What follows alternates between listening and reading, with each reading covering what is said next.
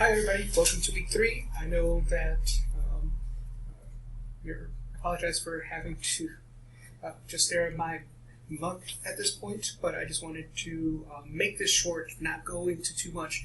The readings that you have to do for chapter 3 and chapter 4, or the next two chapters that I've given you are a lot, and I know they're a lot, and so what I'd like you to do is to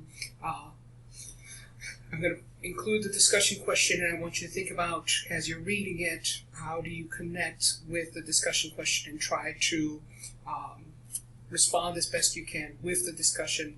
I think that would be sufficient. It's a lot because we're talking about one of the more significant areas within gerontology, and I'm going to be coming back to this again and again in different areas. We're always going to be coming back to this because understanding health in aging is extremely important. It is a significant part of why we do what we do. We want to make sure that as we're thinking about the aging process and we're thinking about those individuals who are older, we want to do several things at once. We want to, one, try to create an atmosphere where people can age appropriately and age healthily. So that is something that we're constantly having to think about, both as gerontologists and as people who eventually hope to reach an older age, right? That's the whole game for, right? So that's an extremely important part. But also we want to make sure that we are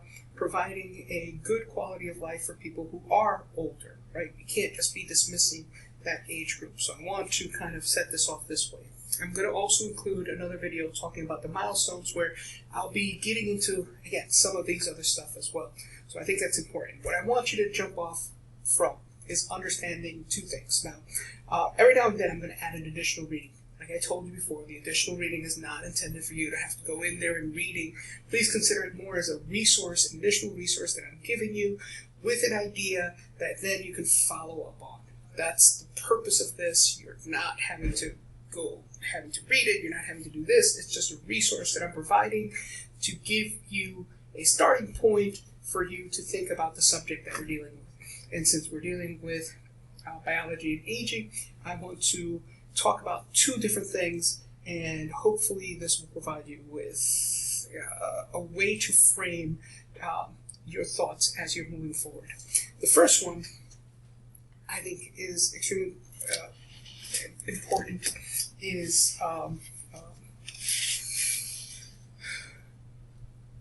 there is a strong evidence to show that aging is an necessary evolutionary process. What does that mean, that aging is a necessary evolutionary process? Well, it means that, I'm going to hold on a second, let me close my window, and I'm back. So, aging is a necessary evolutionary process.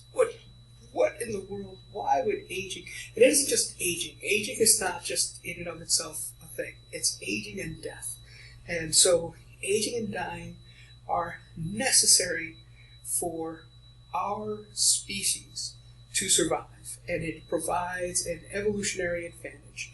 And this sounds horrible, because if you can imagine just thinking about the fact that, wait a minute, why does dying mean that is a good thing? Why would it ever be a good thing? But there is, an understanding that there is some truth to this. So, for example, we age, right, because our bodies are doing so. There's something in our bodies that click away. Now, we understand that there are a certain limit of cell productions that our body is capable of doing. And so because we know that there's a certain number of limits, and what happens is we know that stress and inflammation and things like that will decrease a lot of those, cause them to move a little faster, slower, so those things tend to have an effect on our longevity and, of course, on our overall health. And so we kind of have this understanding of this. And so, but why? Why is it there, right? There are species out there. Yes, some of them are jellyfish, some of them are bacterial, some of them that can live forever. There's others that live extremely long lives. There are others that live very short lives, right? There's all these things. And so what it does, apparently, and this is what studies, and the article that I included there is kind of programmed death is favored by natural selection and spatial systems, is kind of hinting at this idea. It's kind of providing you with an example of this idea where aging becomes a process of eventually leading towards death. It's a good thing for our species, and there's ways of thinking about this. So, for example, when it comes to some of the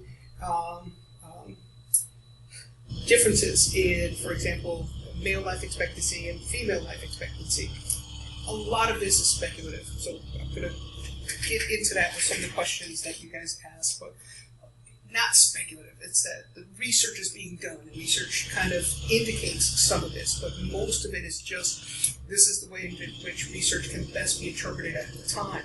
Do we have the bullet answer that says this is what it is? No, we don't. And that's where I tend to be a little bit more cautious about saying things, but it does show some examples. So, for example, women have a certain number of years where they are reproductive, and then that reproduction stops, and then their role shifts, right, to help support caregiving after that point. Males, on the other hand, are not seen in doing a lot of more caregiving, so there is this kind of understanding or belief that somehow women live longer because they can provide more support for the species over time than men do. Men's value actually begins to decrease as they age. Now, this is speculative at best, right? And again, I'm using the term speculative as in not what people know, but that a lot of this research is based off of, using a lot of our social systems right now, right? We observe it, we see it, we say, oh, yes, that's what it is. Do we have the specific answer? No. So I'm saying this with a little bit of hesitancy on my end, as someone who studies it and understands that, we still have a lot of unknowns. However, what we do know is this, is that species that tend to age and die tend to be able to allow for the species to be able to continue to exist, because the new generations are able to come up and be better fortified for the environment in which they existed. It's a kind of evolutionary process dealing with the environment that's around you. I'll give you another quick example. Sorry, this is taking longer than it should. Quick example. We know that when we study viruses, we understand that a lot of the reactions that we see in the environment are very much linked to biological reactors, very much linked to this kind of war against viruses, right? Viruses have it's this process that's kind of this RNA that exists out there that infects itself into the cells and therefore creates, takes over the cells in the process of trying to recreate itself and does a lot of damage. It could do extremely amount of damage to human beings or to the cell in which it's invading. And so there have been studies that have been done that have shown that when you have cells that tend to clone, they don't survive when you introduce viruses into their system. They tend to completely disappear and get devastated by the viruses. However, when you have cells that have the ability to replicate themselves not through cloning, but they replicate themselves by merging their DNA with another system, right? Therefore, creating a new variable cell or a new variable animal, right? So, in other words, it's the same thing of thinking about two human beings, right? The way that two human beings create another human being is by combining their DNA material. Their DNA material then produces a new person that has a different DNA from the two that originated from. So if there is some susceptibility that existed within that first person, by combining their DNA material, now they increase the possibility that the variability between the two DNAs will now be more resistance to outside forces, like, for example, viruses and stuff like that. So the very idea that we, in order to survive and procreate, is linked to the evolutionary process, right? Why is it that species that mix their DNA tend to survive greater catastrophes? Is because the genetic variation that we create allow for mutations to take place. Those mutations allow for adaptive qualities to manifest, and those adaptive qualities are what allow us to continue to survive. And that is the rationale behind it. Similarly, age works the same way.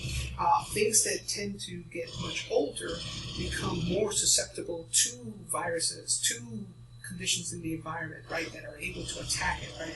Because those viruses can mutate quickly, they can adjust and attack those older systems much faster and more quickly.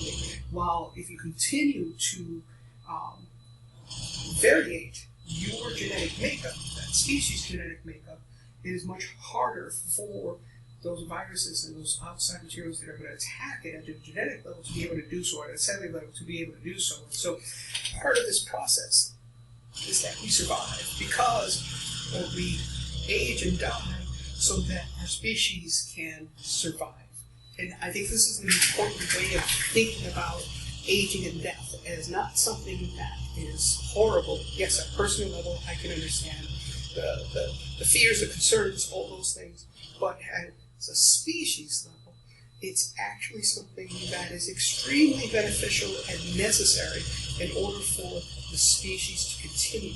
And so when you see your cartoons or read your fantasy books or have that person who wants to live forever, remember that that person who decides to eventually breaks that, we are actually going to run into another problem on the other side, and that is going to be our inability to be able to put off some of those viruses and things like that that are attacking us, and we actually become more vulnerable as a species and are more likely to create the detriment effect to our species continuation if we were to live forever.